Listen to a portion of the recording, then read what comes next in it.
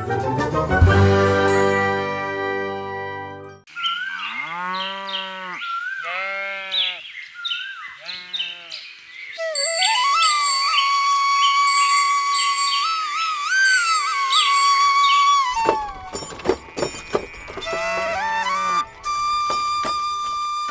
समय पहले की बात है। काशीपुर नाम के गांव में रोहित अपने माता पिता के साथ एक छोटी सी कुटिया में रहता था। रोहित के पास न ही कोई जमीन थी और न ही कोई व्यवसाय था, जिससे रोहित का जीवन और कठिनाइयों से भर चुका था।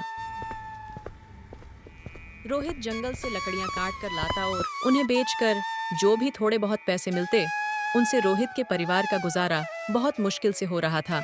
रोहित का जीवन इतनी कठिनाइयों से घिरा हुआ तो चल ही रहा था, और ऊपर से ठंड का मौसम भी बहुत नजदीक आ जाता है।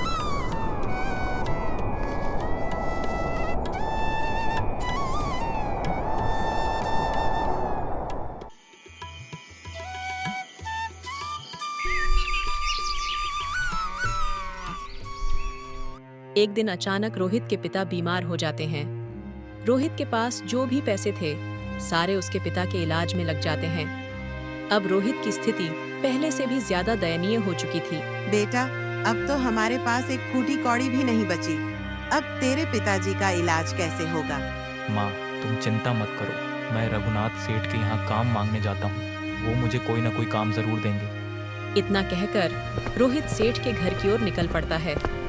बाहर बहुत ज्यादा ठंड पड़ रही थी।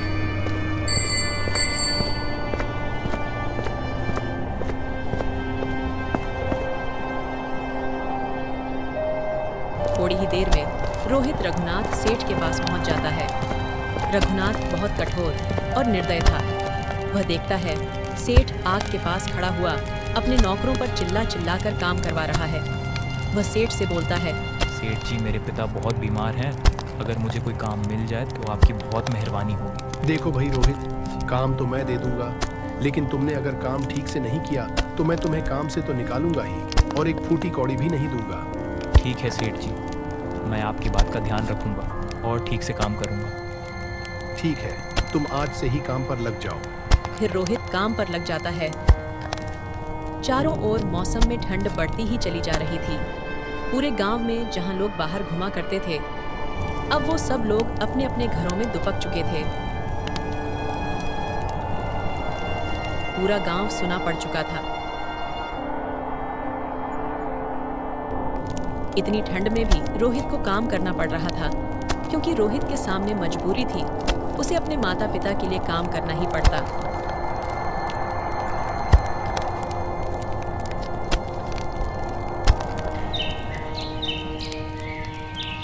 काम खत्म होने के बाद रोहित सेठ से, सेठ जी, मैंने अपना सारा काम खत्म कर दिया है। अब आप मुझे मेरी दिहाड़ी दे दीजिए।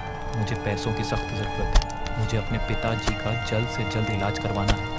अरे भाई, कौन से पैसे काम पर आए हुए, तुम्हें एक दिन नहीं हुआ और पैसे पहले मांगने लगे। ये तो वही बात हो गई। काम हो बाल भर और पैसे चाहिए थाल भर। कम से कम तुम्हें एक हफ्ते तक काम पर आना होगा, तभी तुम्हें पैसे मिलेंगे, नहीं तो मैं तुम्हें एक फूटी कौड़ी भी नहीं दूंगा।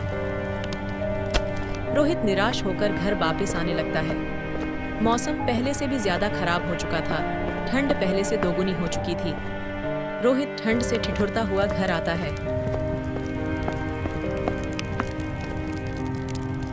बेटा, क्या हुआ? इतनी देर से क्यों आए हो? तुम्हें पता है तुम्हारे पिताजी की तबीयत पहले से भी ज्यादा खराब हो चुकी है। कुछ पैसे तो मिले या नहीं? माँ, मैंने पूरा दिन सेठ जी के यहाँ काम करा, लेकिन उन्होंने एक भी रुपया नहीं दिया। वो हमारी परेशानी नहीं समझते। वह बोल रहे थे कि हफ्ता पूरा होने के बाद ही पैसे मिलेंगे। पर माँ, तुम चिंता मत करो। मैं कल फिर से पहले की तरह जंगल से लकड़ी काट कर लाऊंगा और उन्हें बेचकर जो पैसे मिलेंगे उनसे पिताजी का इलाज कराऊंगा। रात हो जाती है और फिर सभी भूखे पेट ही सो जाते हैं।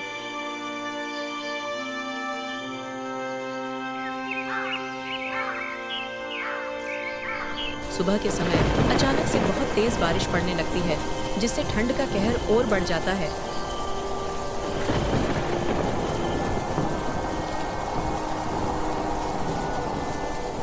बहुत देर तक भी बारिश नहीं रुकती।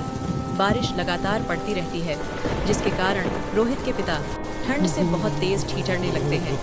ये आवाज सुनकर दोनों उठ जाते हैं और फिर रोहित बोलता है, अरे माँ, ये पिताजी को क्या हो रहा है? मुझे तो बहुत डर लग रहा है। अरे बेटा, मुझे लगता है तेरे पिताजी को बहुत तेज ठंड लग गई है। तू जल्दी से जाकर किसी वैद्य जी को लेकर आ जा। ठीक है माँ, मैं जल्दी से जाकर वैद्य जी को लेकर आता हूँ। तुम अपने पिताजी का ध्यान रखना। फिर रोहित वैद्य जी को लिवाने के लिए निकल पड़ता है। बाहर बारिश रुकने का नाम ही नहीं ले रही थी।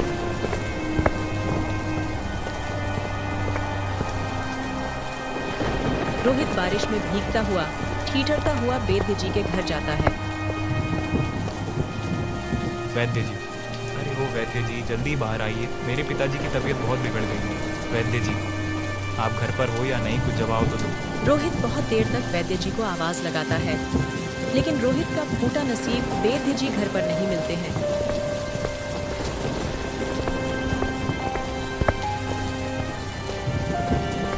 रोहित पूरे गांव में वैद्य जी को तलाशता हुआ सभी के घर मदद मांगने जाता है, लेकिन कोई भी उसकी मदद नहीं करता है।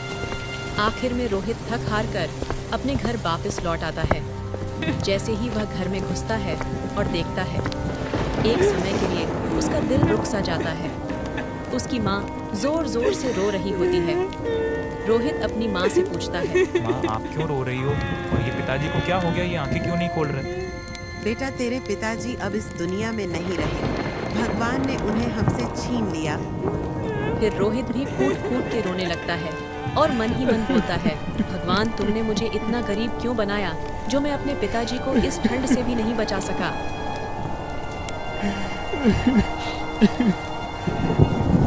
उस रात की ठंड कुछ ज्यादा ही खतरनाक थी।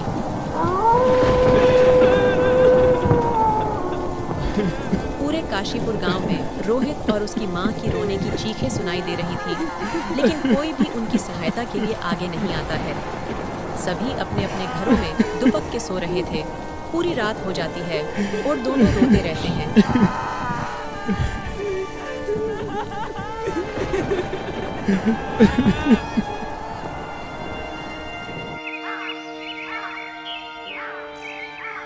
जब सुबह कुछ लोग रोहित के घर आते हैं तो वह देखते हैं कि रोहित के पिता के साथ साथ वे दोनों भी इस दुनिया को छोड़कर जा चुके थे। फिर एक बार इस ठंड के कहर और गरीबी के कारण एक पूरा परिवार खत्म हो गया। दोस्तों, हमारे आसपास भी कुछ ऐसे गरीब लोग हैं जो ठंड के कारण अपनी जान खो बैठते हैं। हमें उनकी मदद करनी चाहिए।